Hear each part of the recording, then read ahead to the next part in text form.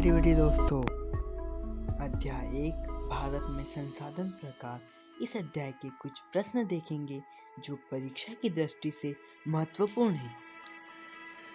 तो चलिए देखते हैं पार्ट 2 टॉप 5 क्वेश्चन। प्रश्न क्रमांक 1, मृदा संरक्षण से आप क्या समझते हैं? मृदा के अपरदन या क्षय को रोकना ही मृदा का संरक्षण है। बढ़ती हुई जनसंख्या के कारण प्राकृतिक संसाधनों का बड़े पैमानों पर विनाश हुआ है, इसलिए मृदा संरक्षण द्वारा विनाश रोकना आवश्यक है।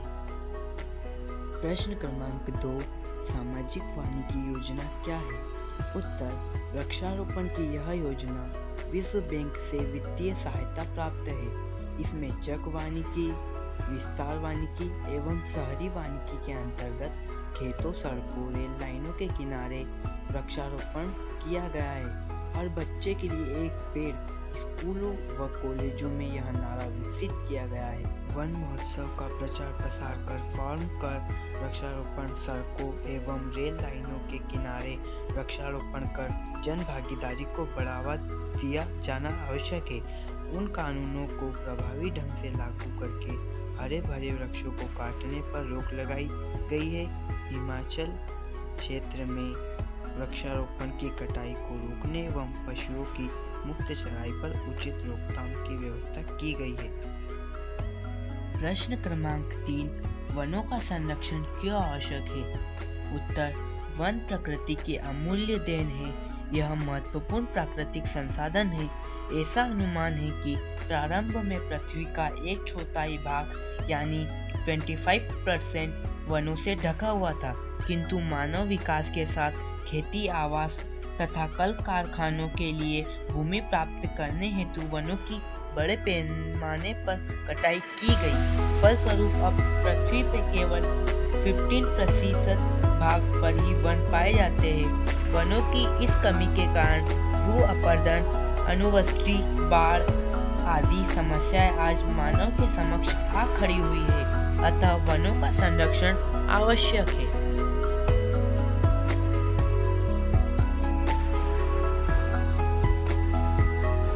प्रश्न क्रमांक 4, मानव जीवन में मृदा का क्या महत्व है, समझाइए।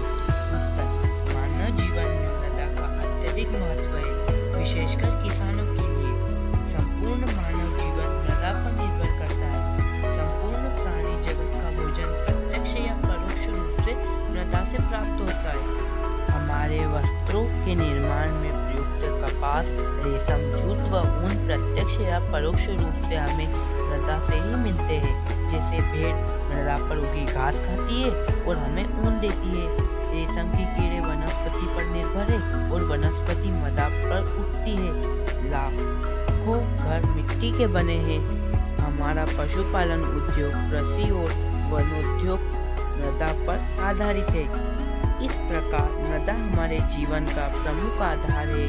विल्कोस ने मृदा के विषय में कहा है कि मानव सभ्यता का इतिहास मृदा का इतिहास है और प्रत्येक व्यक्ति की शिक्षा मृदा से ही प्रारंभ होती है।